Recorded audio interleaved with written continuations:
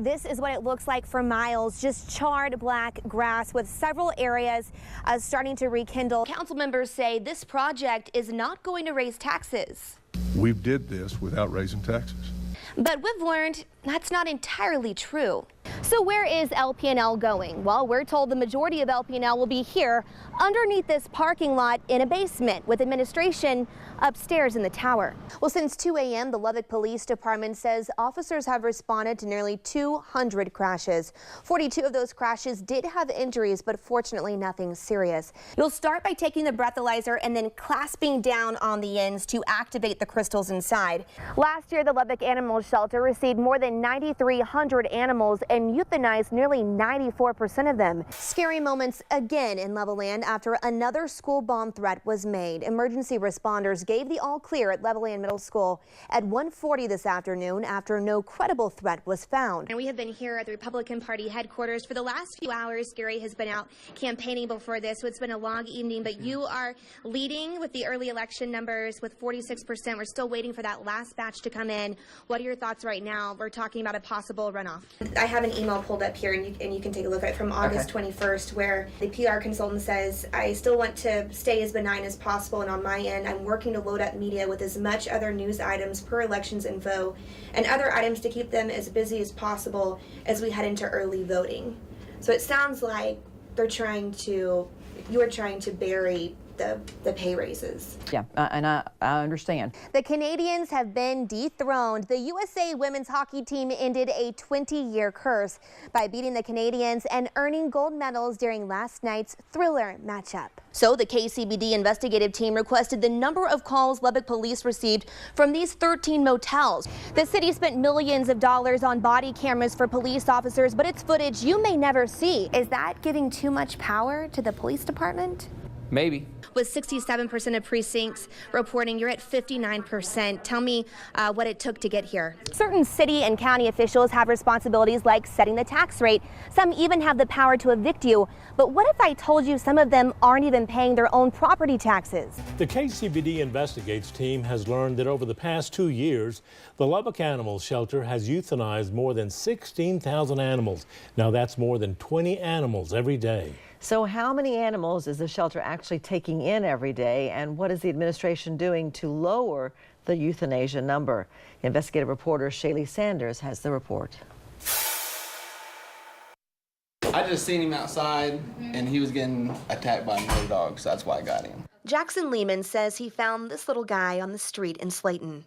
So you have no idea who the owners are? I have no idea. It's the first time I've ever seen him. With no identification, Lehman decided to take the puppy here to the Lubbock Animal Shelter. It's the first time Lehman's been here.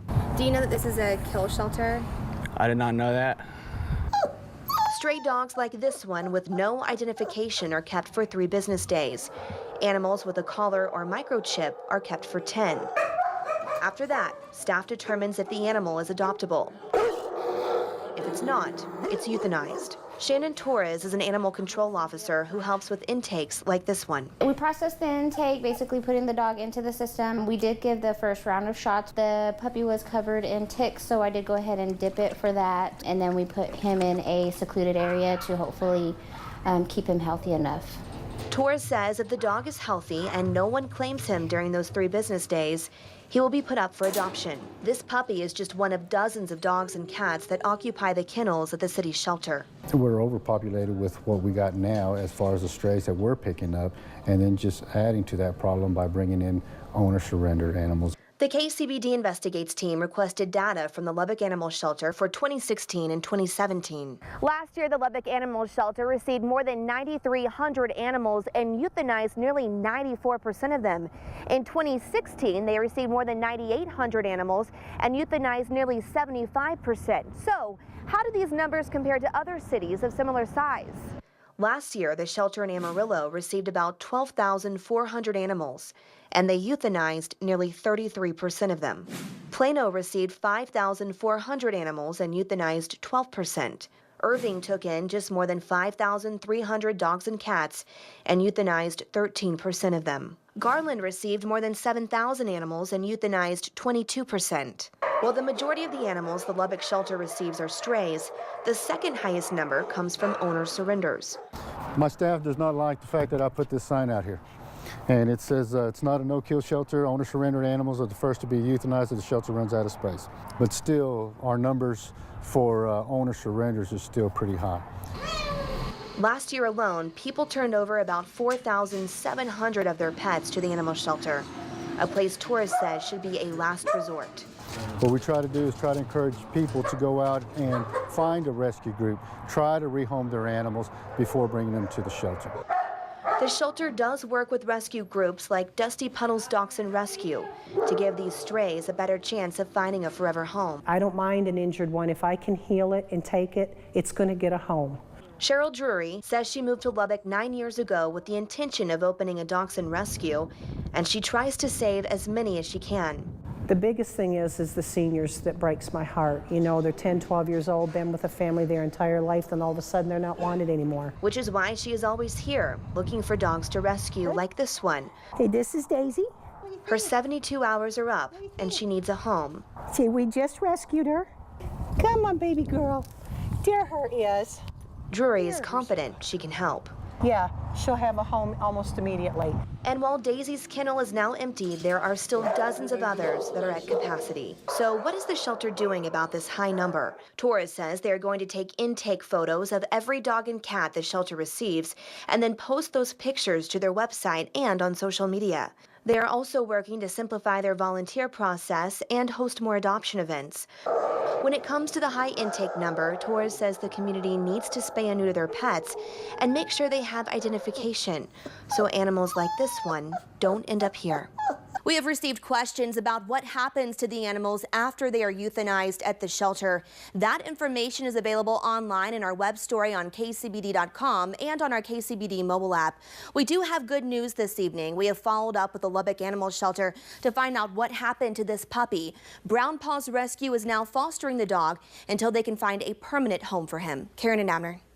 Thank you, Shaley. The KCBD Investigates team has a follow-up to a story we brought you last week. On Thursday, we introduced you to a homeless man who just within the past year racked up nearly $500,000 in medical bills he says he has no intention of paying. So if he rips up his bills, who pays them? Investigative reporter Shaley Sanders joins us now with the answer. It's like a book. John Hawkins, About that much of bills that I went through. knows he owes a lot of money in hospital bills, but when it comes to a total, I don't know how much I owe. Hawkins tells us a fight with family landed him on the streets.